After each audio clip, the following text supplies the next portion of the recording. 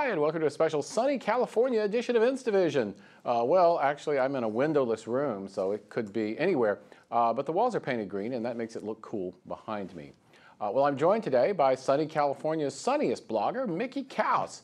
He blogs for the Daily Caller at kausfiles.com. He's been around in the blogosphere for longer than anyone, even me, and I'm just lucky to have him here to talk about all kinds of stuff. Welcome, Mickey. It's great to have you here. So here's a mystery. Why did Obama try to pin the consulate killings on an obscure YouTube video? I didn't understand that, because instead of saying we've been attacked by terrorists and getting the rally around the flag effect that George Bush got, he said, oh, it's this difficult First Amendment problem, and now we have to explain to the Arab world why our First Amendment requires us to protect free speech, and that's not a good terrain for the U.S. to be on. It turns out, when I posed this question on my blog, I got some intelligent answers back, especially from Walter Russell Mead, who's a historian at Bard College. Always a good source of intelligent answers. If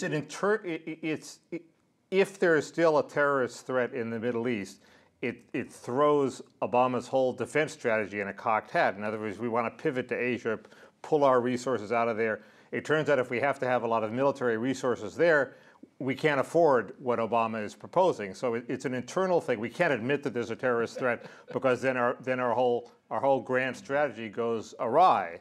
But politically, it didn't make much sense. No, it struck me as stupid for a lot of reasons. I mean, first of all, it was transparently false. Right.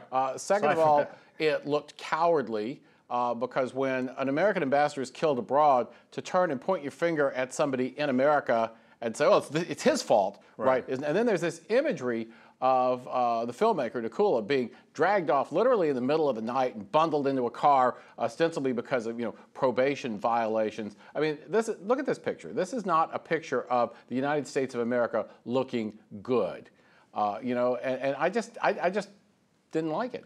I agree. Even if technically they had a right to do that, it sends a terrible message. And I think they sort of wanted to send that message, saying, look, see, we're obviously cracking down on this guy. And sort of the more thuggish and dictatorial it looks, the better it is for their purposes. I do think the optics, as we say in the politics business, were awful. Well, I mean, actually, I think you're right. I think they thought this would convince sort of hotheads in the Arab world that the situation was in hand.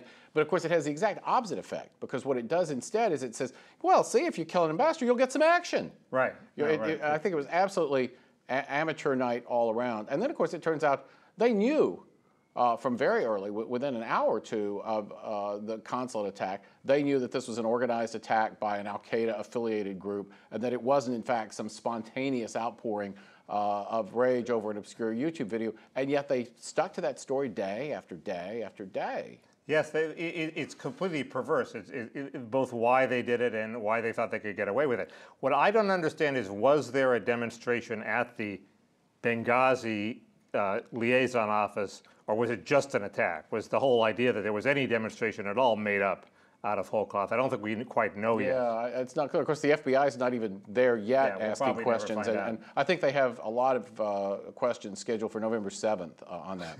So bottom line, is this going to hurt Obama particularly? It's the one thing that the polls show is hurting him. Nothing else Romney has tried has had any effect at all. A lot of it because it's sort of ham-handed, but his handling of Libya has hurt him, and rightly so, I think. Although overall, I'm not sure the whole endorsement of Arab Spring is a failure. I mean, if it was a success and you were Al-Qaeda, you would want to go kill somebody, right? Right. So it's not necessarily a condemnation just because they managed to break through our defenses, but his handling of it has been terrible. Well, yeah, and there was sort of a pattern of incompetence beforehand, too. They kept requesting more security, and the State Department said no. This is bad for Hillary, too, isn't it? I think it looks bad for Hillary. We held Bush accountable for every little thing. Why can't we hold the Secretary of State accountable? Now, to change subjects, something that I think also worked for Romney on Obama, at least you blogged that it did a while back, were his attacks on Obama's welfare reform things. Now, you were one of the main inspirers and sort of champions of the Clinton-era welfare reform efforts. How has Obama been undermining those? Well, the idea of welfare reform is we send the program to the states, but they have to require a certain percentage of the caseload to work, or do something that's close to work, like job training, or and Obama has sort of unilaterally declared, I have the power to waive those requirements to states. And people who are supporters of welfare reform are rightly alarmed that he sort of legally has gutted it. Now, The argument against it is that many states won't do that because no governor wants to see his welfare rolls increase. But some will, and the whole point of the law was that we didn't have to rely on that, that we had actual federal requirements. The ads were apparently quite effective.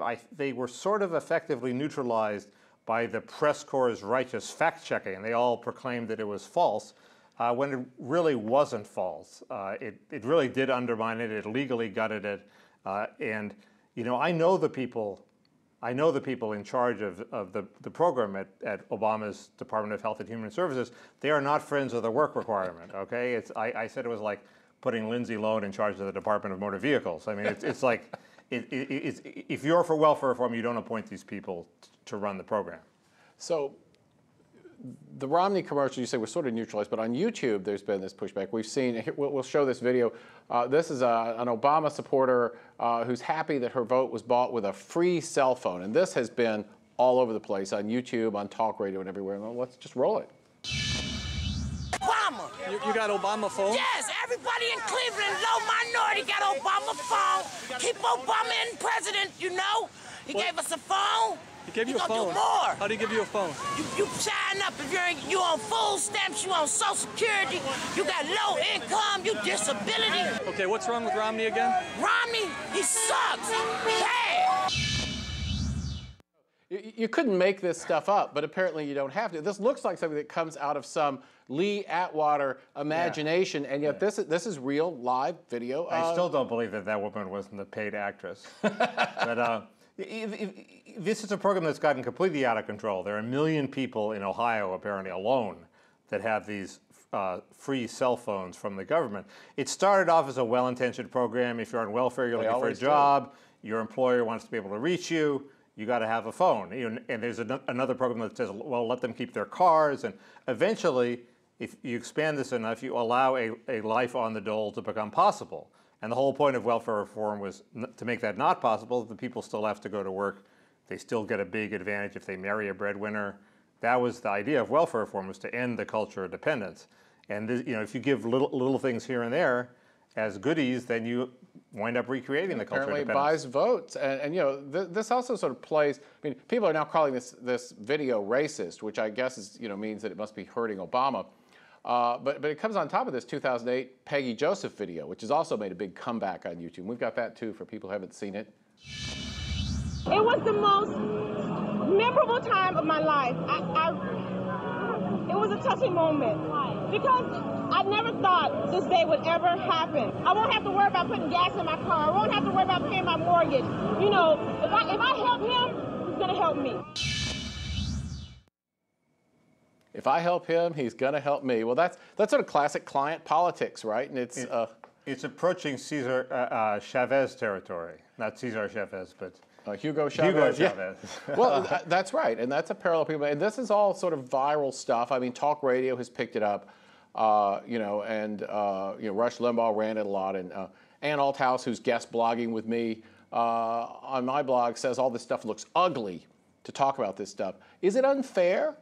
It's not unfair. It's not the main issue in the campaign. I mean, I think it's part of Obama's politics that he seems way too comfortable with. I'm much more troubled by his corporatism, the crony capitalism, which he also seems way too comfortable with. I think that's That's kind of in Hugo Chavez territory too, yeah, isn't it? but it's a much bigger deal. Right. The General Motors bailout is a much bigger deal than people who think Obama's going to pay their mortgage. He didn't pay their mortgage. No. I've been waiting, and I've not seen it. I've been waiting for the follow-up interview with Peggy Joseph, asking her, are you better off than you were 4 years ago? Statistically, the odds are that she won't be, because, as Joe Biden says, the middle class has been buried over the last 4 years. And people at the bottom of the income scale, they often think that some serendipitous thing that's how they get through the day. They think something great, they're going to win the lottery, or something's going to happen that's going to take care of them. They're going to get a job next week. I mean, so it's a little unfair to pin those attitudes on everybody, but Obama did encourage this idea that he has this coalition, community organizing politics, client politics that's going to take care of people. And that's not a good politics to have. I think that's right. Well, I actually proposed in USA Today this week sort of the opposite, that everybody should have to pay income tax, and at a level high enough that it should hurt at least a little bit, no matter how little you make. and that whatever you pay should go up or down every year based on how federal spending goes, or maybe the deficit. What do you think about that? I like that. That's an old Reagan idea that it should hurt to pay income taxes, so there's a disincentive. That runs contrary to the whole thrust of the last 15 years, which has been to exempt more and more of the poor from any income tax. And like the ObamaPhone, it's gotten a little out of hand.